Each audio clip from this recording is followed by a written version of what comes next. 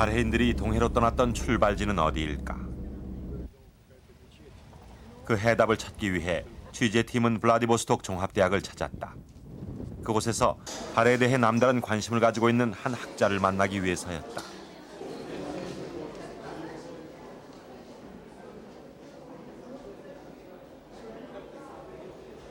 샤프크노프 박사. 취재팀이 찾아갔을 때 그는 좁은 연구실 안에서 발해 토기 조각들을 맞추고 있었다. 이 조각들이 하나로 모이면 우리나라에는 단 한 점도 남아있지 않는 발해 토기가 또 하나 생기는 것이다.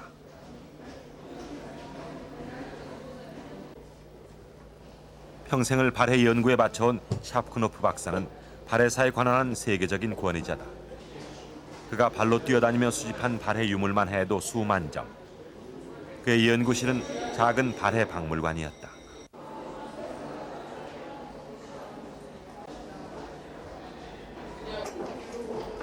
그는 취재팀을 만나자 자신이 소장하고 있는 발해 유물부터 꺼내 보였다. 가장 먼저 보여준 것은 발해의 기와.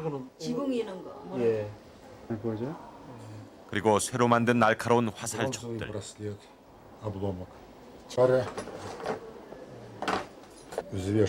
이것도 정을 치우라면. 과자 상자에서 꺼낸 이 유물은 기와 조각을 이용한 저울추다.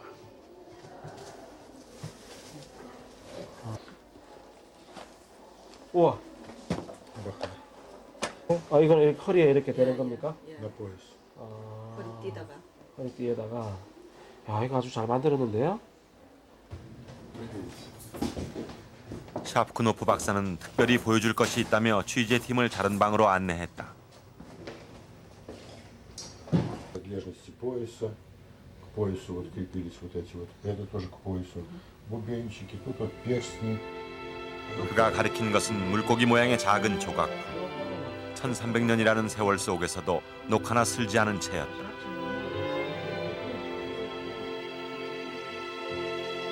어린아이 손가락 길이만한 이것은 청동 부절이었다.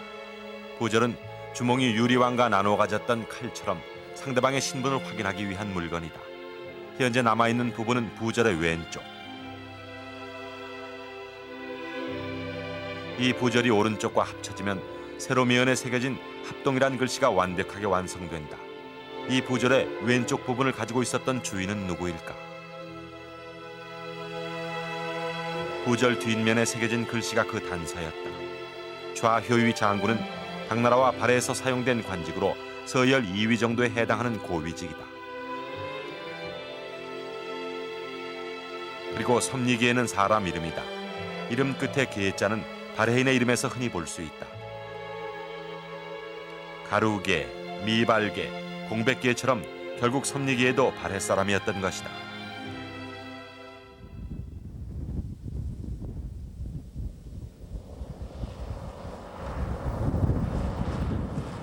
좌효위 장군 섭리계가 부절을 가지고 있었던 곳은 어디였을까? 취재팀은 블라디보스톡에서 북쪽으로 400km 떨어진 니콜라예프카 마을로 향했다. 인구 300명의 한적한 시골 마을.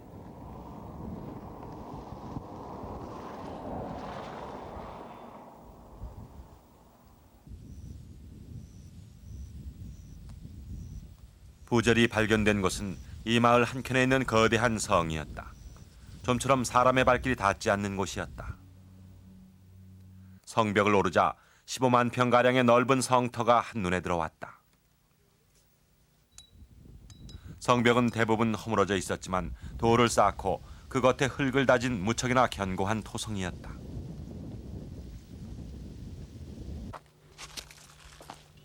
아직도 성터 곳곳에는 발해 유물들이 남아 있었다. 조각으로 남은 이 유물들은 역사 속으로 사라진 왕조의 숨겨진 이야기를 들려주고 있었다. 여기도 있고. 여기 있는데 이거 다 여기도 있고. Ручки были на сосудах эпохи Кугурю. И вот бахайцы потом заимствовали кугуревцев. Видимо, когда они начали делать гончарство свое, у них не было своих гончаров, они нанимали кугуревцев, и вот от них. 지금은 비록 하찮은 토기 조각에 불과하지만 이 속에 발해인의 숨결이 살아있다.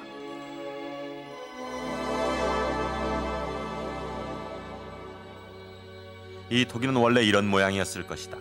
배가 불룩하고 밑바닥이 평평한 이 토기는 고구려의 양식을 계승한 것이다. 니콜라이예프카 성 밖에는 거대한 해자가 옛 모습 그대로 남아있다. 너비 10m, 길이 3m의 이 해자는 적을 가로막는 제1방어선이다. 1300년 전 발해인들이 처음 지었을 니콜라이예프카 성은 어떤 모습이었을까?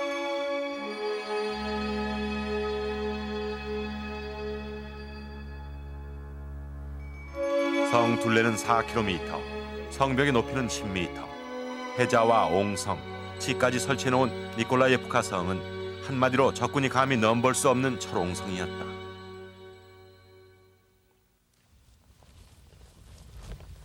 이곳에서 청동 부절이 발견된 것은 지난 85년 놀러 온 학생들에 의해서였다.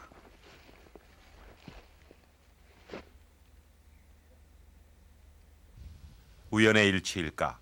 대륙으로 있는 시베리아 철도가 관통하고 있는 이 성이 부절이 발견되면서 발해 동경용원부 정리부의 소재지로 밝혀졌다. 수도에서 사신이 오면 좌효의 장군 섭리기에는 부절을 확인하고 왕의 명령에 따랐을 것이다.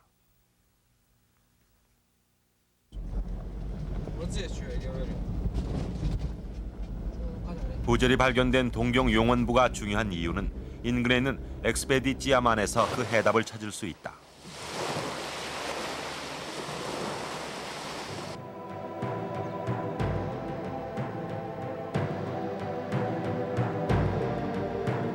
발해는 외국으로 가는 5개의 길이 있었다. 거란도, 영주도, 압록도, 신라도, 일본도가 그것이다.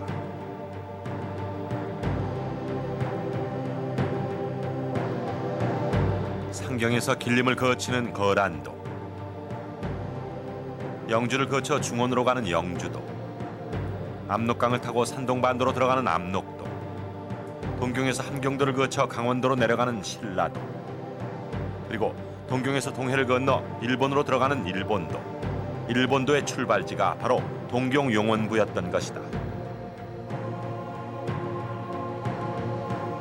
발해인들은 일본으로 가기 위해 동경용원부를 거쳐 이 엑스페디찌아만으로 내려왔다고 한다.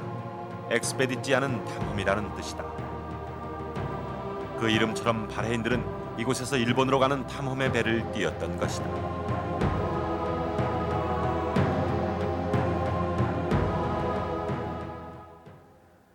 발해인들은 러시아 탐험만에서 일본으로 가는 배를 띄웠습니다. 그런데 여기서 한 가지 의문점이 있습니다.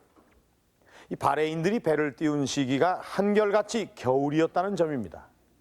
앞에 이 목숨을 잃은 4명의 젊은이가 뗏목 탐험을 시작한 시기도 바로 겨울이었습니다. 그렇다면 이 발해인들은 왜 하필이면 겨울에 항해를 시작했을까요? 거센 폭풍우와 이 눈보라를 헤치면서 그들은 과연 무사히 동해를 건널 수 있었을까요? 우리나라의 동해가 바라보이는 일본 후쿠라 항구.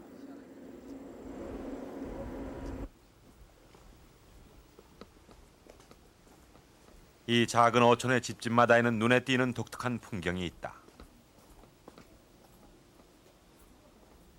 바로 집 앞에 세워둔 성처럼 커다란 대나무 벽이다. 지붕 높이까지 세운 대나무 벽은 웬만한 힘에도 끄떡하지 않을 만큼 든든하게 만들어졌다. 이곳 사람들은 겨울바람을 대비해서 이런 대나무 벽을 만드는데 아주 오래전부터 대대로 전해 내려온 지혜라고 했다. そうだよね。私の祖父になる人が作った竹やからね、もう繊維だけ残ってるのこれ。これここだけなんか繊維だけだね。今でも使ってらっしゃる。今使ってるんです。 이 지역에 겨울에 그렇게 바람이 많이 붑니까? 冬はそんなに風強いんですか？そうですよ。あそこの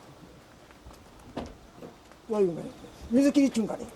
あれの間の。あれが取れてしまったもんね。20年くらいで。水もあれだけ鳥が下がったでしょ。 아, 이렇게 아래 이렇게 됐네. 겨울이면 바람이 어느 쪽에서 불어옵니까? 冬場はどっち方向から風が来るんで冬すか？は北西ですね。北西、北西が強いです。 북서풍이 강하다. 아, 북서쪽에서 이쪽으로 불어옵니까? 겨울이면 불어오는 북서풍이 바레인의 항로와 무슨 관련이 있는 건 아닐까.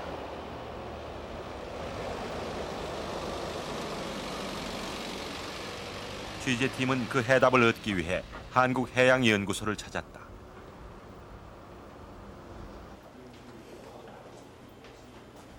해양연구소 이흥재 박사는 인공위성으로 동해를 관측해 동해 자연 조건과 계절의 변화를 연구하고 있다. 그가 분석한 97년 1월 동해 풍향도다. 시베리아 쪽에서 시작된 북풍은 동해를 지나면서 북서풍으로 변하고 있다.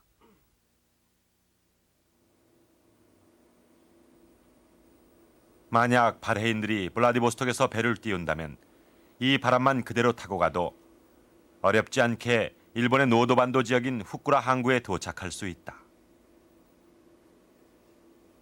하지만 문제는 바람의 세기였다. 통상적으로 동해 쪽에는 겨울 내내 11월서부터 한 3월 정도까지는 이 강한 그 북풍, 북서 계절풍이 불어가지고 이 파도가 많이 크게 일게 돼요. 그래서 상당히 좀 거친 바다다 이렇게 얘기를 할 수 있습니다. 아주 강한 바람이 불 때가 있거든요. 초속 한 15 내지 20m 정도 분다 그러면은 5m 정도의 파워가 생길 수도 있지 않을까 생각됩니다. 바레인들은 과연 어떤 배를 타고 이 거친 바다에 나섰을까? 거센 파도를 타고 넘으려면 앞머리가 뾰족하고 높아야 한다. 파도에 맞추어 재빨리 배의 방향을 바로잡으려면 발달된 기가 있어야 한다. 또한 강한 바람을 이용하기 위해서는 2개 이상의 돛대가 필요하다. 배의 길이는 20m, 100명 정도의 인원이 승선할 수 있는 기동성 강한 이런 목선이 아니었을까.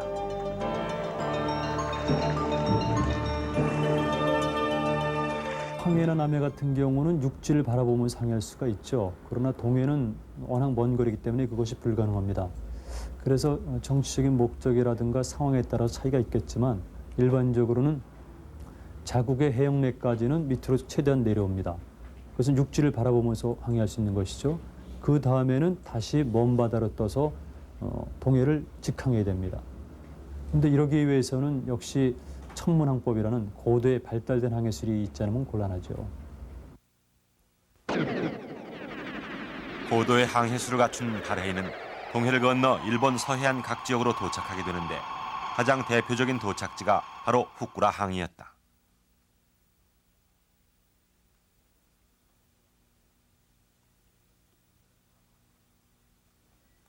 후쿠라 항구는 1300년 전 바다를 건너온 바레인들을 지금도 기억하고 있다.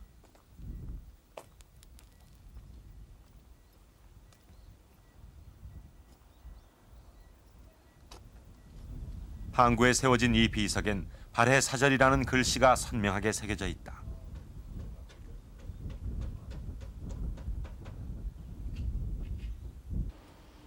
지금은 한낱 한적한 어촌에 불과하지만 1000년 전 바레인들이 도착해 했던 이곳은 일본의 대표적인 항구였다. 항구 인근의 하쿠이시 역사 민속 자료관. 이곳에는 몇 년 전 이 부근에서 출토된 유물들이 전시돼 있다. 당시 발굴된 유물들은 모두 제사와 관련된 것이었다.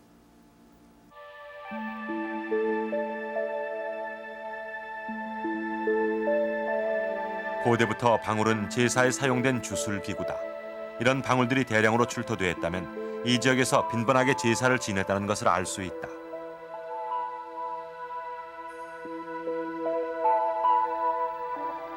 그런데 이 제사 유물들이 바레인들과는 어떤 관련이 있는 것일까?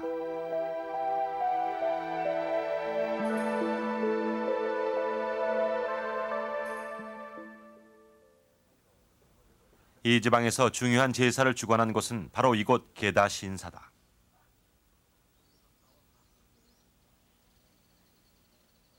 (8, 9세기) 바레인들이 도착했을 당시에는 중앙정부에서 이 게다 신사로 사람을 보내 국가적인 차원의 제사를 지냈다고 한다.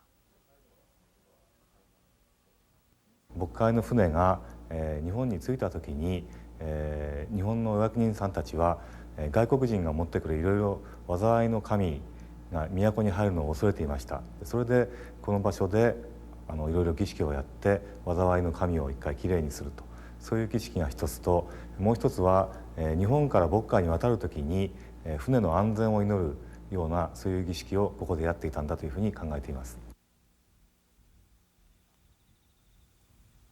이 낯선 이국 땅에 호기롭게 발을 들인 발해인들. 그들은 어떤 사람이었을까?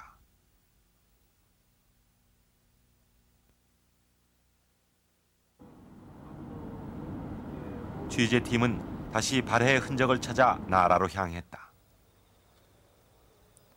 8세기 일본의 수도였던 나라의 평성궁터는 지금도 유적 발굴이 한창이다.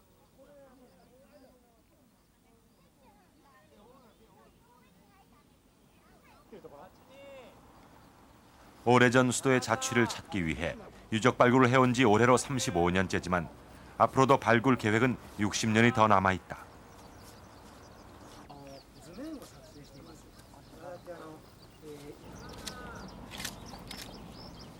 천년의 보고를 찾아내는 이 세심한 작업 속에서 지난 88년 발해와 관련된 유물 한 점이 발견됐다. 그것이 일본에 온 발해인들의 정체를 알려줄 중요한 단서가 될는지 모른다.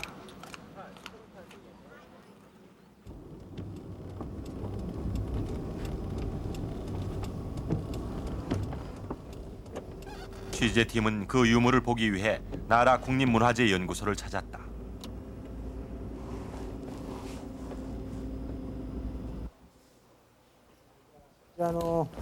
四角い方はですね、1988こちらは平城宮 연구원은 창고에 보관돼 있던 두 개의 유물 상자를 꺼내왔다. 東南の隅の部分のこれは宝山と宝舎という薬品を 손바닥만한 크기의 작고 네모난 나무 조각, 즉 종이 대신에 쓰던 목간이었다.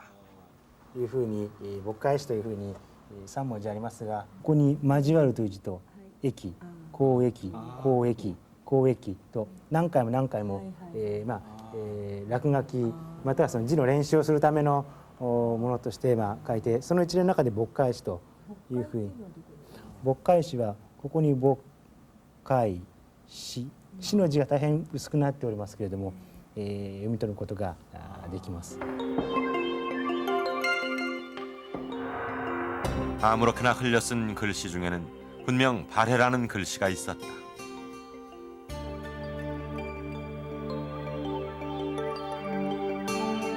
발해인들이 도착했다는 소식을 듣고 수도에 살고 있던 한 일본 귀족이 남긴 낙서일까.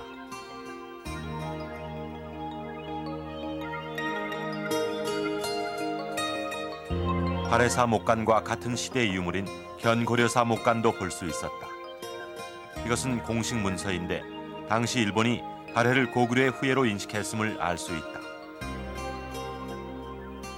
이 목간은 발해에 갔던 사신이 천평보자 2년에 무사히 도착했으니 2계급 특진시킨다는 내용을 담고 있다.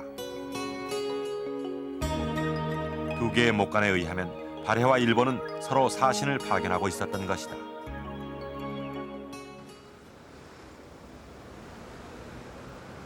보다 정확한 증거를 찾기 위해 취재팀은 다시 도쿄에 있는 황궁을 찾았다.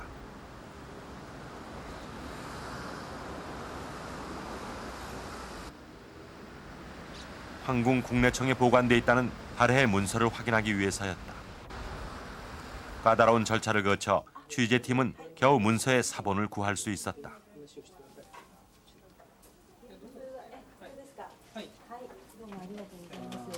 좀 열어봐도 되겠습니까? 今開けてみていいですか？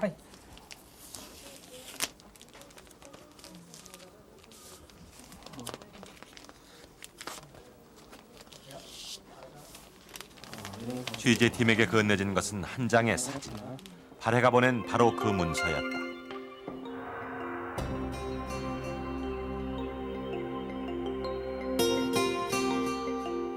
중대성 첩이라 불리는 이것은 국가와 국가 사이에 오고 간 일종의 외교 문서다. 문서를 보낸 곳은 발해 중대성. 당시 왕명을 맡고 있던 곳이다. 이 문서는 841년 일본 태정관에 전해졌다. 중대성 첩에는 당시 일본에 건너간 발해인들의 직책과 인원 수를 자세하게 적고 있다.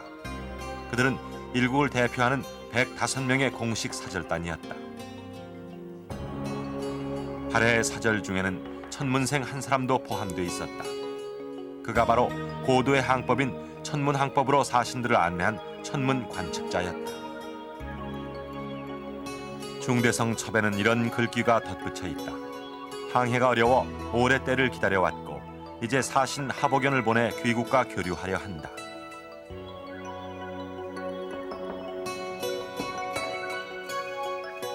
이 문서를 조인한 사람은 건황. 훗날 발해 12대 왕이 된 인물이다.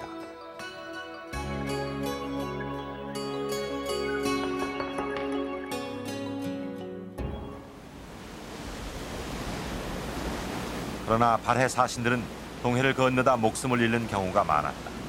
일본으로 간다는 것은 발해 사신들에겐 목숨을 건 항해였다.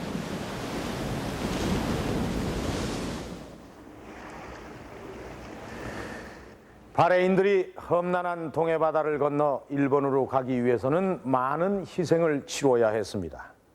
그렇지만 발해는 사신 파견을 중단하지 않았습니다. 그렇다면 왜? 어떤 목적 때문에 발해는 일본에 사신을 파견했던 것일까요? 그 이유를 알아보기 위해서 우리는 좀 더 먼 과거로 거슬러 올라가 한 가지 사건에 주목해 볼 필요가 있습니다. 지금으로부터 1200여 년 전 우리 역사상 아주 획기적인 사건이 하나 있었습니다.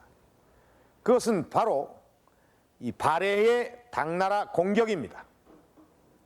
이 전투는 우리 역사상 첫 해외 원정이었고 승전의 기록으로 남아 있습니다.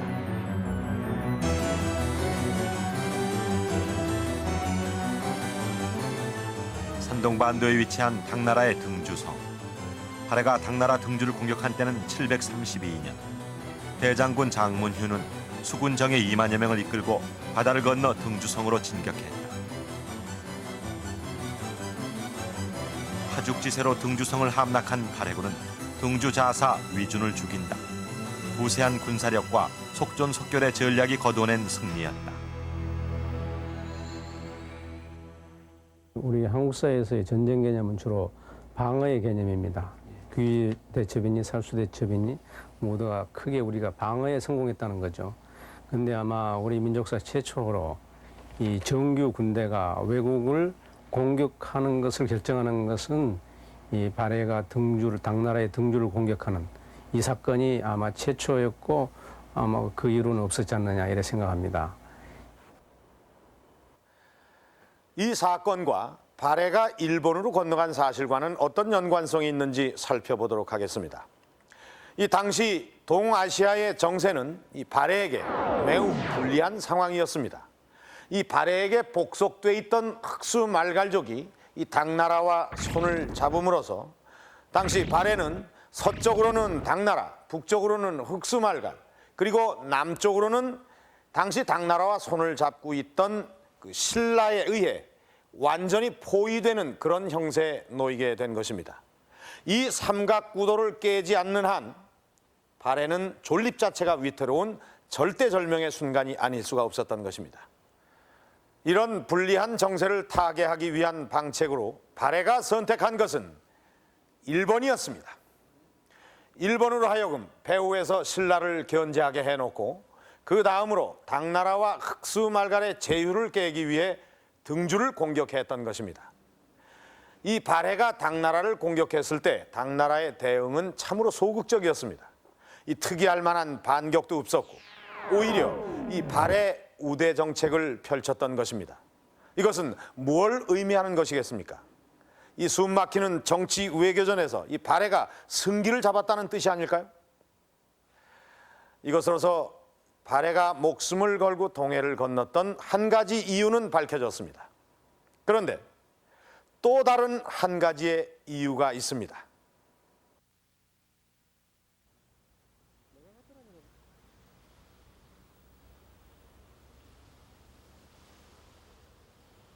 일본 후쿠이 현의 마스바라 해안.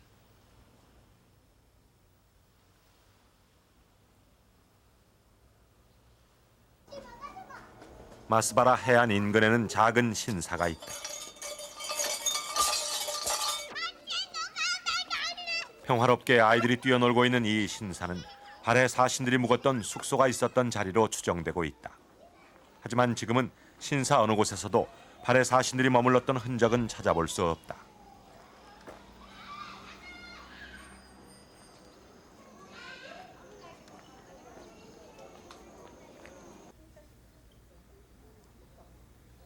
다만 신사 바로 앞 공터에서 오래전 발해 사신들의 유적을 발굴했는데 이 땅이 사유지이기 때문에 지금은 그 유적을 흙으로 덮어버렸다고 한다. 지금은 잡초만 무성히 자라고 있는 이 땅 속엔 과연 무엇이 있었을까?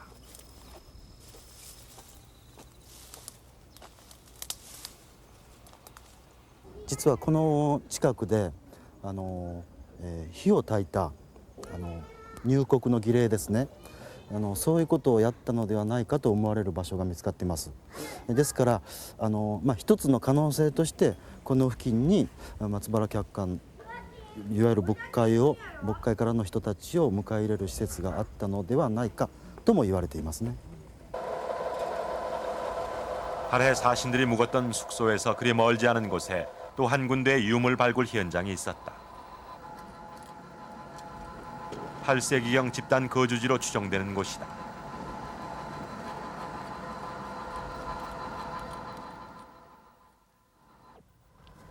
이곳에 집단으로 모여 살고 있었던 사람들이 혹시 발해인이 아닐까 하는 의문을 품게 된 것은 바로 이 온돌 유적 때문이었다. 온돌은 고구려인들의 대표적인 난방 기구였고 고구려를 계승한 발해에서도 널리 쓰였다. 원형 그대로 남아있는 이 온돌 유적은 분명 한반도에서 건너간 것이었다. ここに四脚と言いまして、ここに鍋がかかるんです。釜ですね。釜がかかるんですが、釜を支えるための石の棒がここに立つんですけども、もうそれは抜き去られてなくなっている状態です。で、この石の棒の前で火を焚いて、こういう風な感じで風を火を向こうの奥の方に当てることによって、向こうの方に煙が吸い込まれていくわけです。 발해 사신들이 한 번 일본에 오면 고국으로 돌아가기까지 대체로 6개월 이상이 걸린다. 그렇다면 그들은 그 오랜 시간 동안 일본에서 무엇을 했을까?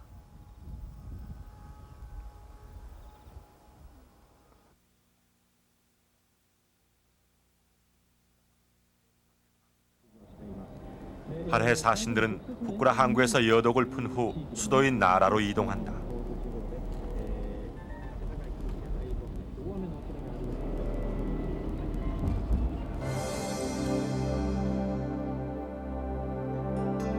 궁궐로 안내된 그들은 일본 왕을 만나 국서를 전달한다. 발해 무왕 대무예는 주변의 여러 나라를 정복하여 고구려의 예토를 회복하고 부여의 풍속을 계승하였도다. 예로부터 법도에 따라 이웃나라와 교류를 돈독히 하고자 하노라. 국서를 받은 일본 왕실은 발해 사신들에게 잔치를 베풀었다는 기록이 있다.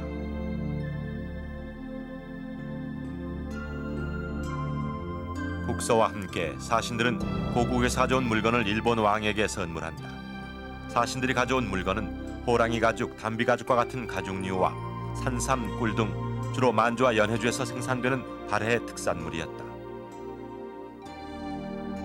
일본 왕실 역시 발해 사신들에게 선물을 내리는데 면, 비단, 황금, 수은, 우산 등 종류는 물론 그 수량도 무척 많았다고 한다. 그뿐만 아니라 일본 왕실은 발해 사신 모두에게 관직을 내리는데 대사에서 수령에 이르기까지 사신들은 모두 일본의 귀족 지위를 얻는다.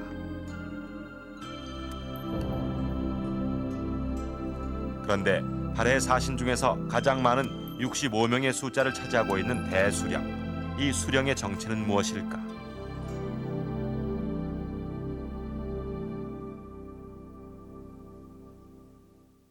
이 발해사이라는 것은 왕과 중앙에 관료들이 있지만은 지방에는 독자적인 세력들이 상당히 많이 광범위하게 퍼져 있었다.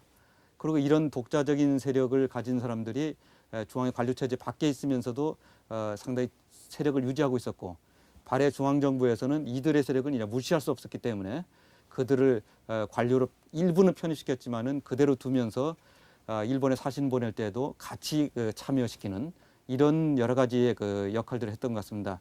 그래서 이런 그 수령들은 일본에 갔을 때는 교역에 참가하기도 하고 아마 다른 일도 했을 것으로 생각되지만은 대체적으로 교역에 중요한 역할을 했던 것으로 생각이 됩니다. 수령을 중심으로 발해 사신들은 일본에서 무역을 전개했다. 첫날은 관리들과, 둘째 날은 수도 사람들과, 셋째 날은 시장 상인들과 거래를 했다. 기록에 의하면 871년 발해 사신들은 첫날의 관무역에서 일본 화폐로 40만 냥을 얻었다고 한다.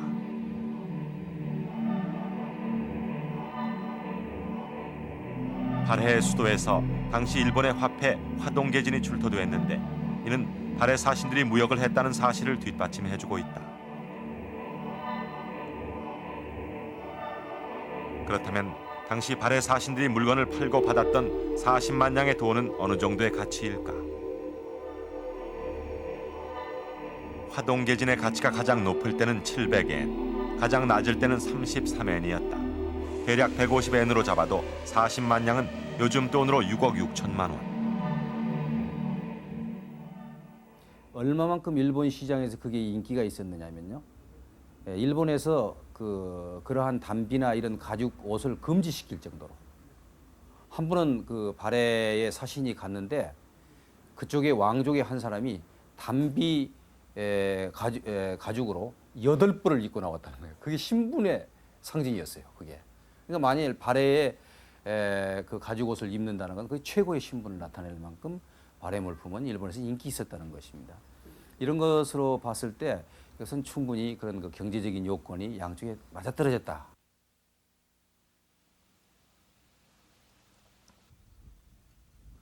물건을 팔아 엄청난 이익을 남기고 사신들은 이듬해 5월 다시 귀국길에 오른다.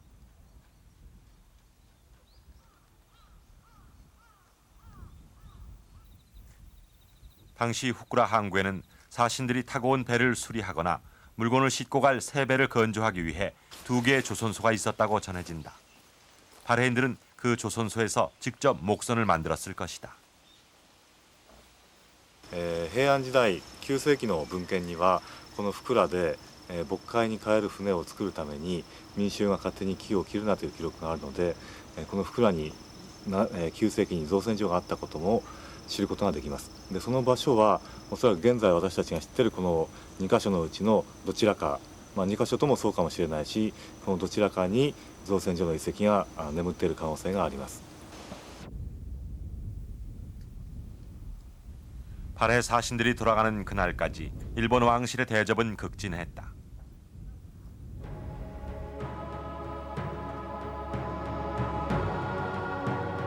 사신들이 한 번 다녀갈 때마다 심각한 무역 역조를 감수해야 했지만 일본으로서는 불평할 수가 없었다. 당시 일본은 당나라의 문화를 유입하기 위해 누구보다 발해의 힘이 필요했다. 이미 그때 발해는 일본이 갖지 못한 뛰어난 조선술과 항해술을 갖추고 있었다.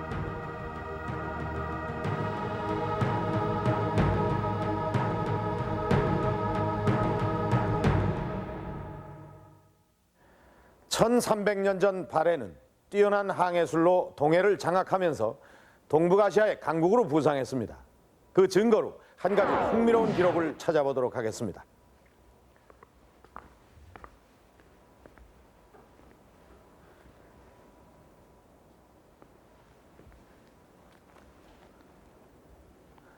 지금 제가 들고 있는 이 책은 당나라의 역사를 기록한 신당서입니다.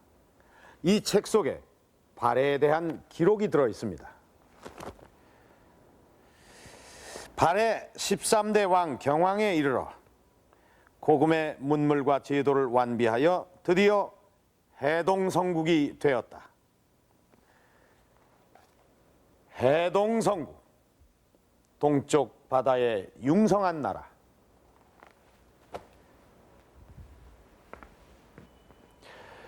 명실공히 동북아의 최강국이었던 당나라가 발해를 이렇게 부른 데에는 틀림없이 그럴 만한 이유가 있을 겁니다.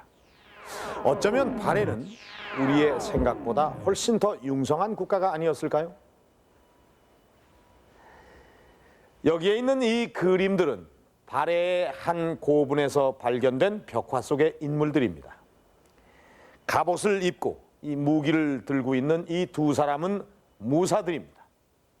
그리고 이 악기를 천으로 감싸들고 있는 이 두 사람은 악사들입니다.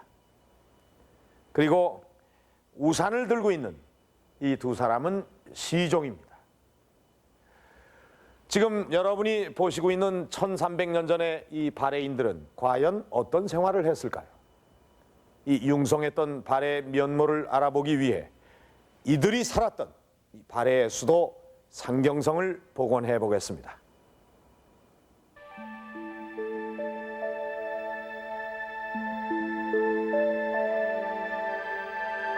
국내에 남아있는 발해 유물은 서울대 박물관이 소장하고 있는 360여 점이 전부다. 그나마 발해에 뛰어났던 예술을 느낄 수 있는 유물은 거의 찾아보기 어렵다.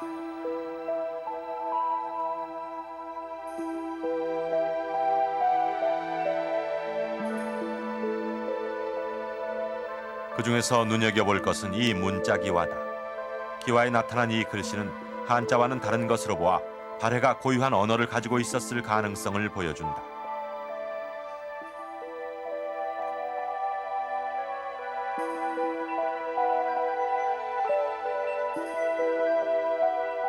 (1300년을) 거쳐온 이 흔적만으로 우리는 발해인들의 예술성을 겨우 짐작할 수 있을 뿐이다.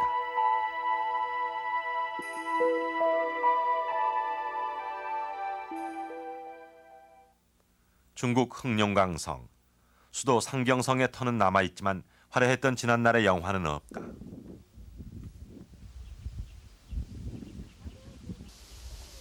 (170여 년) 동안 발해의 수도였던 상경성은 발해 문화의 꽃이었다. 그러나 1300년이 지난 오늘 성터의 소중한 유적들은 훼손되고 방치된 상태로 남아있다.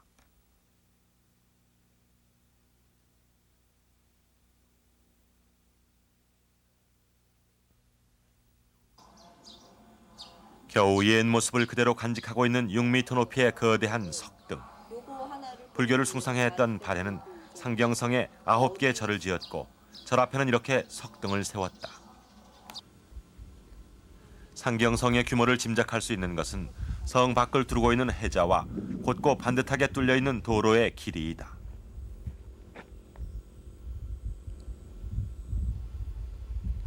성터에 남아있는 흔적들과 기록을 종합해서 1300년 전 영화로웠던 상경성의 원형을 되살려 보았다. 상경성의 성벽은 안에다 돌을 쌓고 겉에다 흙을 바르는 형태로 축조됐다.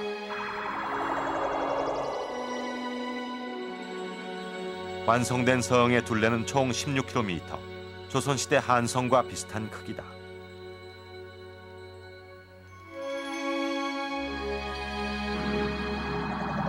성 내부로 들어가면 잘 정돈된 도시계획을 볼 수 있다.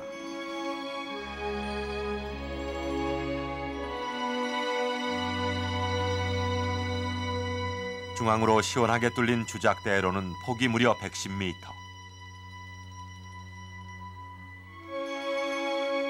상경성엔 모두 81개의 주거지가 있었다.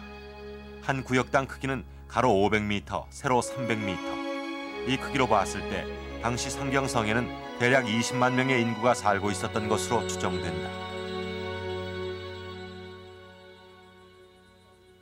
상경성 내에는 또 하나의 성이 있었는데 궁전과 관청이 들어서 있었던 황성이다.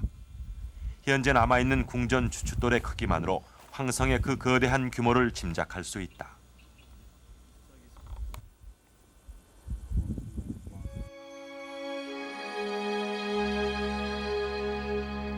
당시 황성에는 모두 5개의 궁전이 있었다. 1궁전, 2궁전은 왕이 국사를 보던 곳이고 4궁전에는 침전이 있었다.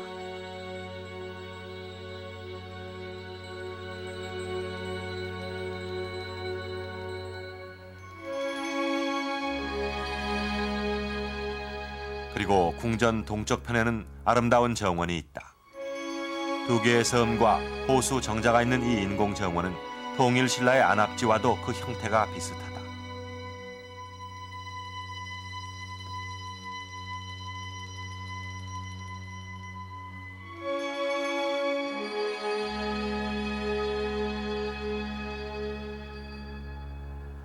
지금 보신 것처럼 이 상경성은 그 규모의 거대함뿐만이 아니라 이 내부의 화려한 건축 양식으로도 발해의 위용을 그대로 보여주고 있습니다. 이 비단 수도의 면모뿐만이 아니라 이 발해의 국력을 알 수 있는 또 한 가지의 기준이 있습니다. 그것은 바로 땅, 영토입니다. 발해는 우리 역사상 가장 거대한 영토를 가졌던 나라입니다. 이 발해의 영토는 과연 어디까지였을까요?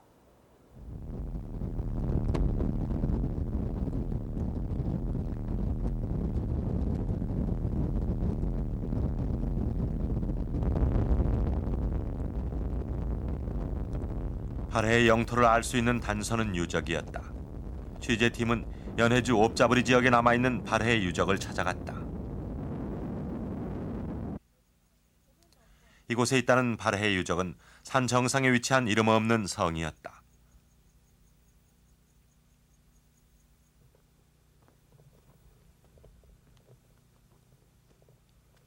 정상에 다다르자 넓은 평지가 펼쳐졌는데 이곳이 성의 내부였을 것이다.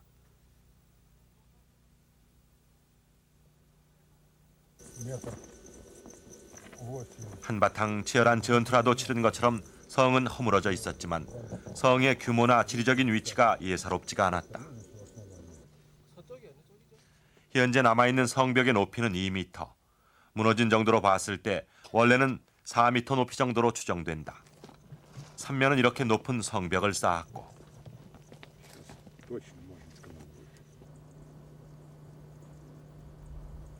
성벽의 한쪽 면은 강을 내려다보고 있었다. 까마득한 천연 절벽이 그대로 성벽을 이룬 천혜의 요새였다.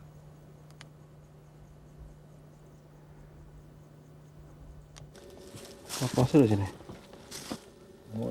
취재팀은 무너진 성벽에서 의외의 흔적들을 발견했다. 이거 갈비뼈네.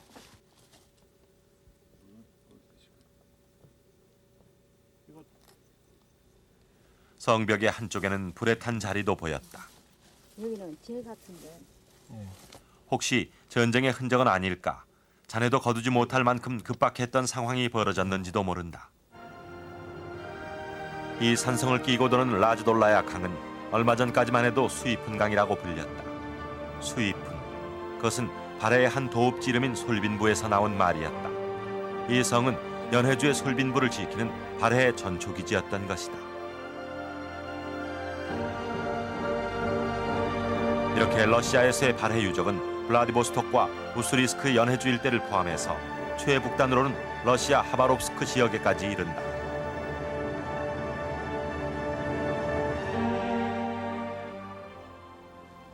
발해의 유적과 유물이 발견된 장소를 파악하고 외국의 기록들을 꼼꼼히 분석 종합한 결과 경성대 한규철 교수는 발해의 영토를 이렇게 말하고 있다. 그랬을 때 요동 이 요하를 중심으로 해서 이게 요하입니까? 네. 예. 그래서 이 송화강, 송화강 이게 송화강이에요. 이게 제1 송화강, 2 송화강으로 되어 예, 있습니다. 예. 여기도 송화강이죠. 예. 하다가 여기서 흑룡강에서 내려오는 이 흑룡강 예. 흑수 지역입니다. 예. 여기에서 흑룡강 중화리로 바로 가지 않고 여기서 예. 좀 남쪽으로 잘라서 이 흑수말가가 연접해 있잖아요.